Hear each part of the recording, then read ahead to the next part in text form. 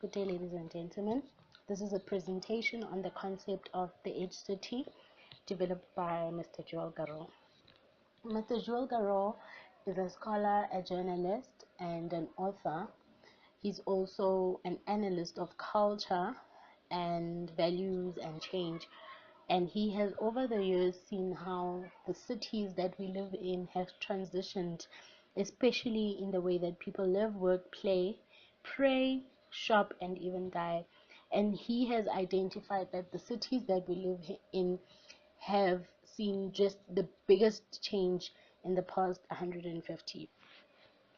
After World War II, suburbanization came into play because in World War II, cities were destroyed and cities now had to be redeveloped. And suburbanization happened so that everything could change from your traditional city concept to where everything is almost in close proximity. But the downfall with this was that cars were given better priority as opposed to your pedestrians and even human infrastructure that would allow pedestrians or people to be able to walk from work and from work to work, from school to school, and so forth. Now, what is an edge city? Mr. Joel Garraud has said that an edge city is a major suburban freeway interchange around America as the latest transformation of how we live and work. It all started as downtowns, suburbs, malls, and then edge cities. The five principles of an edge city are that it has to give more preference to public transportation and pedestrian movement. There has to be more than 5 million square feet or more of office space. There has to be more jobs than bedrooms. And it has to be of mixed usage to the public. And it also has to have open public spaces. Now, in terms of public transportation and pedestrian movement, he advises that the cities are designed in such a way that we don't have too much parking, but we allow for people to use public transportation and a lot more human movement, where everything is within each other. And the solution to this problem at that point is that they could obviously increase public transportation, have less parking spaces, and more pedestrian and a bike movement in and around the city. As shown on the picture on the left, which is figure 1, which is the old Tyson's Corner in 1988, the bubbles show you how there was more parking spaces around these very tall buildings, and obviously this then shows you how preference was given to vehicles, which contributed negatively to air pollution. And on the right hand side is the new modern Tyson's Corner, where we start seeing a bridge that allows for more pedestrian movement and also a train station that allows for less traffic congestion if we have more public transportation.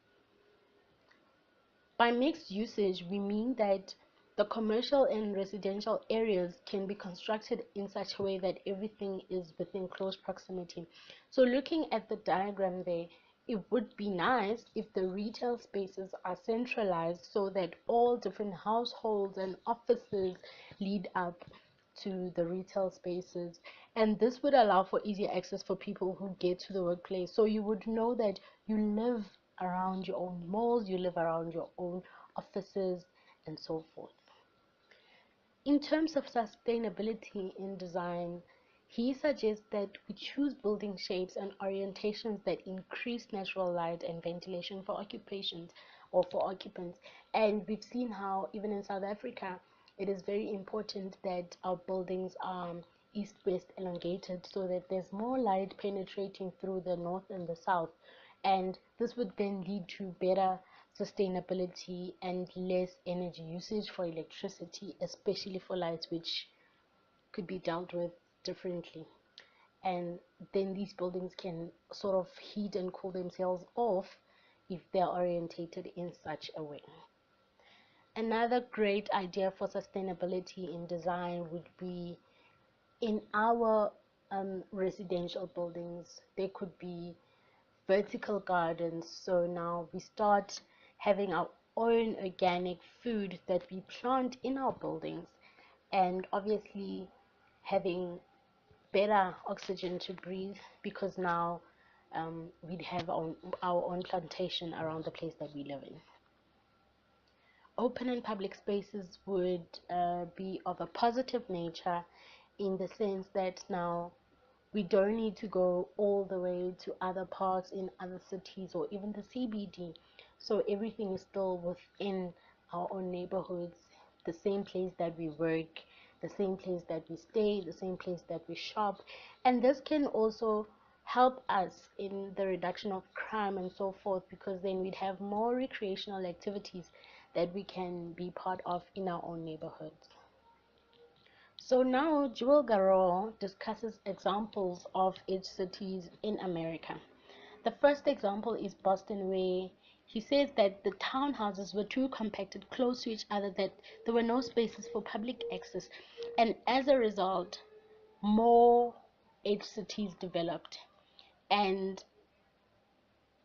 as they developed, it's as though they developed to an overwhelmingly um, disturbing rate. So then came the limitations of edge cities, where edge cities are not to be overwhelming, they have to be affordable, everything has to be within mobile, and everything has to be accessible and has to be aesthetically pleasing to the eye.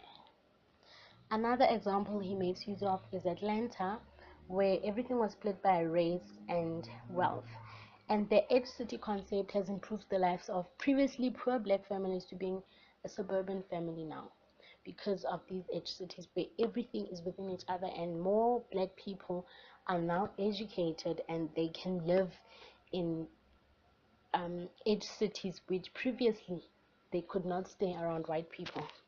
And just to add on to this, another great example of an edge city in South Africa is Johannesburg. We can see how the CBD of Johannesburg is almost the central hub, but at the same time, we have edge cities that develop beyond the CBD. Your example would be your Sandton. Sandton City has everything. It has your schools, it has your businesses, it has hospitals, it has commercial buildings. So such cities are what we call the edge city.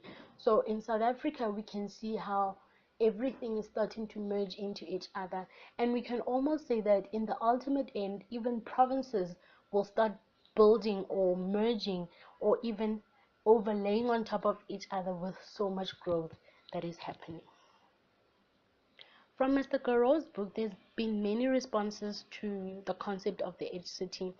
One occupant says that this world being built along the Washington Beltway is in between triumphant, and it seems insane. So a lot of people feel that there's so much going on, like in one place. Like they're so used to the whole concept of having to go or drive all the way from your suburb to go to town or to the city to buy stuff. So they feel that this whole concept of having everything within each other has become so overwhelming, and people are creeped out by the concept of the edge city, because now they feel like we're just gonna have everything within ourselves.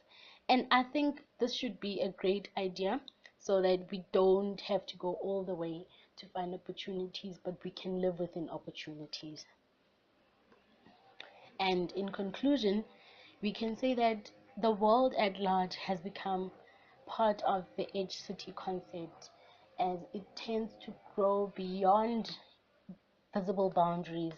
It grows beyond invisible boundaries as its cities grow and even develop to be more like seeds that are thrown on the ground. So Mr. Garraud has made a very great discovery that I think will work wonders for the world at large.